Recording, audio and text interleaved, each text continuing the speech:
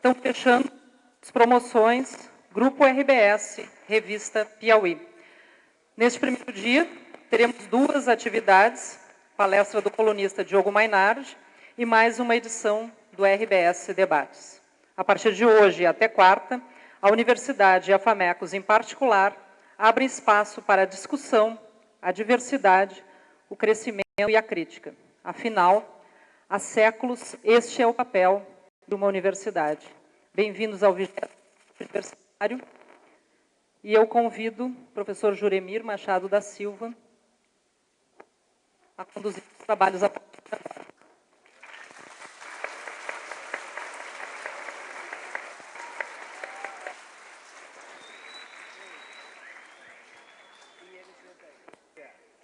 Bom, boa tarde a todos.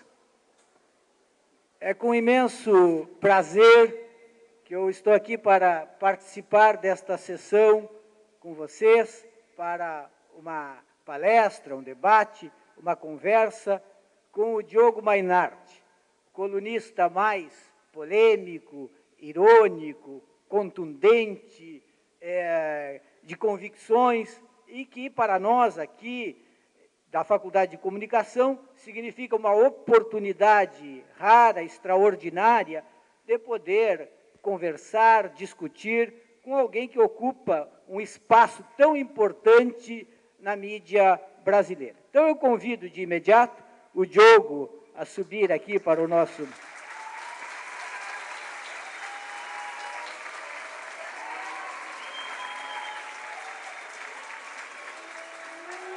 Bom,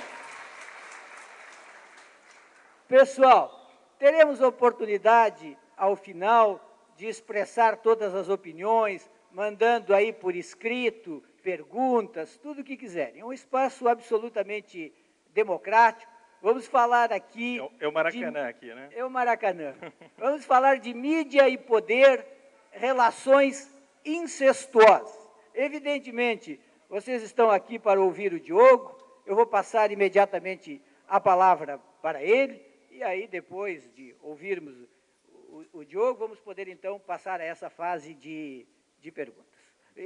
Diogo, muito obrigado, realmente, por estar aqui. Realmente, para nós, é um privilégio, nós ficamos realmente encantados com a tua presença, e estamos todos aqui para te ouvir. Obrigado. Eu tenho que falar agora?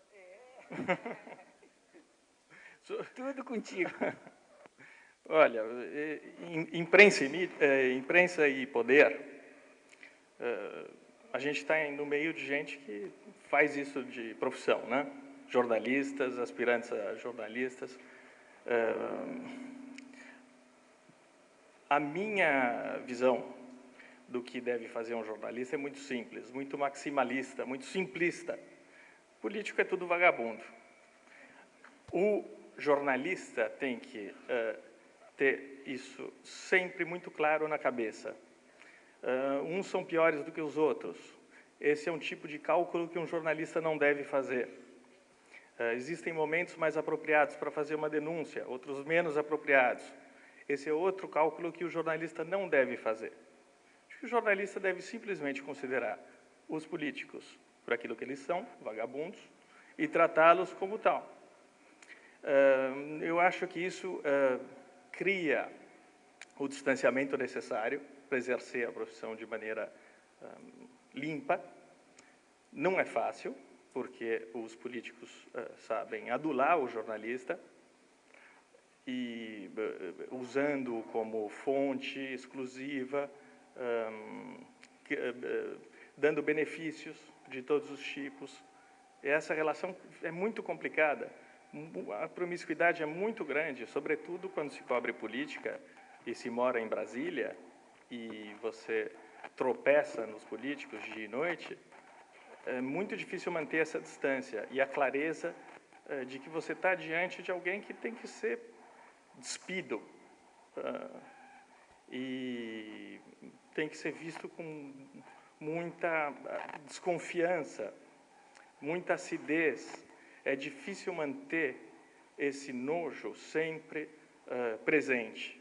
Você acaba se acostumando aos políticos, acaba achando que o que eles fazem é normal. não é normal. É uma gente porca, e você tem que sempre saber que está tratando com esse tipo de gente. Quando você mantém isso na cabeça o tempo todo, acho que você pode exercer a tua profissão com relativa independência, relativa autonomia. Se você tem a sorte de trabalhar num veículo que não depende de publicidade estatal, se você tem a sorte de trabalhar num veículo que não é de propriedade dos fundos de pensão, ou que não tem uma dívida gigantesca com o BNDES, em que o departamento comercial, o departamento de propaganda é separado da redação, e separado de fato da redação, e quando você consegue identificar para quem os teus colegas se venderam. Isso é muito bom também. Você consegue, esse daqui se vendeu para aquele sujeito. Isso é muito saudável. Quando você rompe a relação corporativa, você consegue se independer. E eu acho que os jornalistas têm que tentar se preservar da contaminação do que vem de fora. Eu acho que a relação é só essa, é tentar evitar de se poluir. Diogo, nós queremos aproveitar assim para entender um pouco do teu trabalho e das dificuldades, os obstáculos que são criados ao longo desse período em que tu tens sido um crítico severo, implacável, impiedoso do governo. Em determinado momento, se eu tenho bem o dado em memória, tu já tiveste 300 processos. Como é que é conviver com esses processos? Quem move esses processos? Quais são as razões desses processos? São processos ligados apenas a pessoas de alguma forma envolvidas com o atual governo? Ou existem processos vindo de várias outras origens? Enfim, como é viver acossado por 300 processos? Este governo é pior do que os outros. Eles têm como estratégia de silenciar a imprensa o processo. Eles já fizeram aqui no Rio Grande do Sul isso. Eu até escrevi uma coluna, mas há um livro organizado pelo Diego Casagrande, muito interessante, que conta a história de vários jornalistas que sofreram processos. Eles viram que funciona. É muito oneroso, eu não gasto dinheiro, porque eu tenho uma grande empresa por trás de mim, mas é trabalhoso. Eu detesto a minha cidade natal, que é São Paulo. Eu só vou a São Paulo por causa dos processos. E eu vou uma vez por mês responder a algum bandido, normalmente. Eu fui processado por vários empresários que, de alguma maneira, contribuíram para o governo. Deram dinheiro para o governo, eu sou processado por vários deles. Agora, no mês que vem, eu tenho um processo, tenho que responder um processo do Naginarras, porque eu falei sobre o dinheiro da Telecom Itália para o governo do PT, outro com Carlos Gereissati, porque eu falei do dinheiro da Telemar para o PT.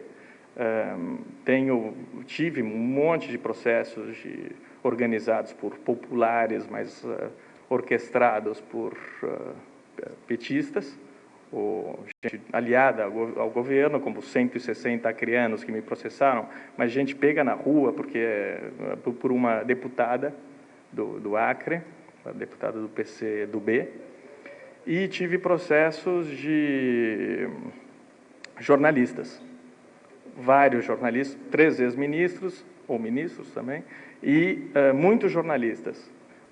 Esse foi uma parte do meu trabalho que eu acho que foi muito útil, quando eu denunciei uma parte da imprensa chapa branca, porque eu acho que o mínimo para um jornalista é se vender desse jeito, tão descarado, normalmente por motivos pecuniários, mas também por um pouco de ideologia, por afinidade ideológica, mas na maior parte dos casos é por dinheiro mesmo.